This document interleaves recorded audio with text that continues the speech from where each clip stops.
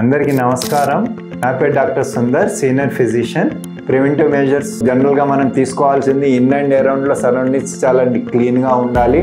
డ్రైగా వాటర్ లేకుండా, water logging లేకుండా జాగ్రత్త పడాలి.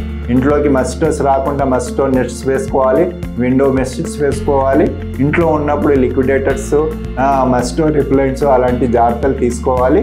ఇంట్లో వాటర్ లేకుండా యూటిలిటీ ఏరియా, డ్రైన్ ఏరియాలో, వాష్ ఏరియాలో వాటర్ స్టాగ్నెంట్ లేకుండా చూసుకోవాలి. దానివల్ల మస్కిటోస్ రాకుండా ఉంటాయి. మూడోది, వాటర్ స్టోరేజ్ చేస్తే స్టోరేజ్ని కవర్ చేసుకోవాలి. దానివల్ల మస్కిటోస్ అక్కడ లేకుండా ఉంటాయి అన్నట్టు. ఇలాంటి జాగ్రత్తలు తీసుకుంటే ఇంట్లో మస్కిటోస్ రావు, డెంగ్యూ ఫీవర్ నుంచి దూరంగా ఉండవచ్చు.